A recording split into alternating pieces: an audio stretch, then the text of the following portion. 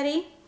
I wanted to show you a video of decorating my mom's staircase and mantle. This is an experiment in does it work to store your garland decorated and pull it out easily for the next year or not. Yes and no from my experience.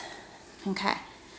The garland for the staircase, this is all one piece. It's very long. It worked to an extent, but it was a bit frustrating because the garland gets twisted and so does the deco mesh, so you have to make sure you have it all the right way.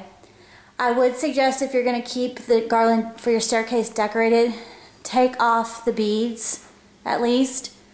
It's just easier to re-bead it because that gets really frustrating and gets knotted up. So at least take off the picks and the beading. Okay, so I'm going to kind of give you a close-up.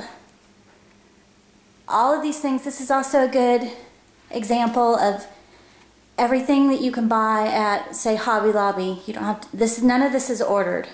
So this is a real good example of, yes, you can go into your local craft store and find everything you need for your staircase garland. So it's red mesh with flexifoil, a pretty sparkly gold ribbon, red bead, gold picks, and some cute little accents, some snowflakes, pretty drop balls. And here's one of my tips.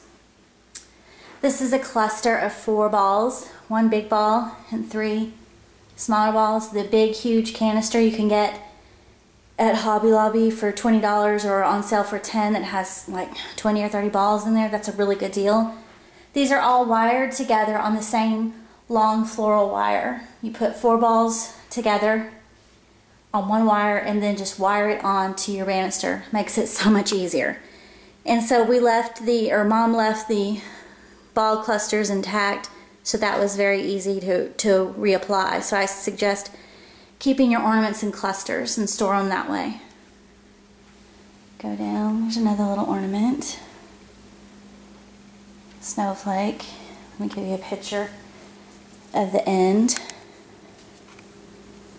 And we just wrapped the garland around and down. There's another cluster.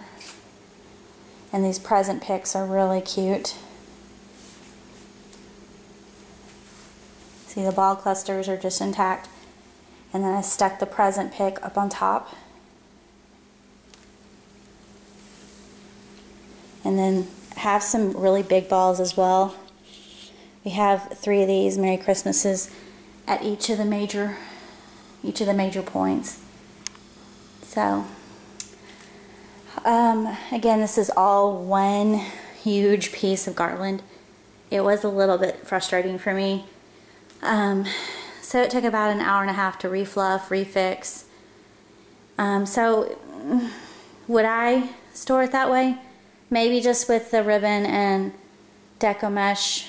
Definitely take the picks, the clusters, the beads off. Now let's go over to the mantle.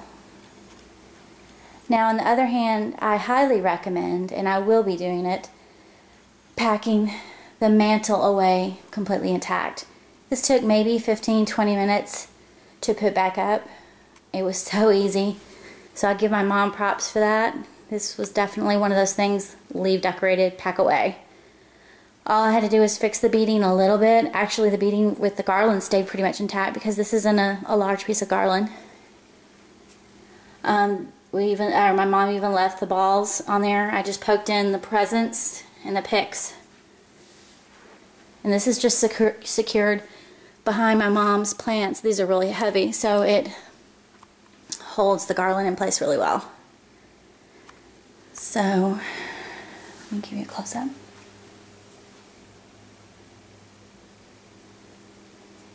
Again, these are clusters of balls, just wired together.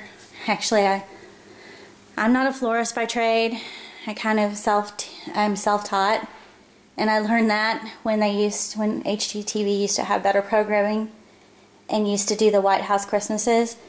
I watched the helpers and the florists, and they wired all the balls and stuff together before they handed them to the people for the garland and the trees. So that's how I learned that trick. So I hope this inspires you. Definitely on smaller garlands, it's actually really simple to pack it away. I give my mom props for teaching me that. The larger garlands, not quite as easy. So I hope that helps. Let me give you one last video picture, whoops, of the staircase.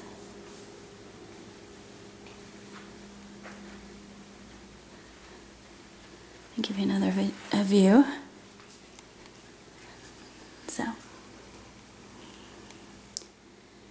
I hope that inspires you and gives you a few tricks.